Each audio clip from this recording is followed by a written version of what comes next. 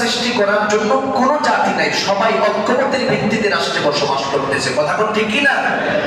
ওনারা যদি ওনাদের ধর্মকে সামনে রেখে পয়লা বৈশাখের মঙ্গল শোভাযাত্রা না, কল্যাণের শোভাযাত্রা না, শ্রেষ্ঠত্বের শোভাযাত্রা, যত শোভাযাত্রা আছে সব পালন করো, কিন্তু এদেশের মুসলমান সন্তানদের উপরে সংস্কৃতি মন্ত্রণালয়ের পক্ষ থেকে একটা আইন চাপিয়ে দিবে, এটা বরদাস্ত করা যাবে না। কথা বলতে কিনা?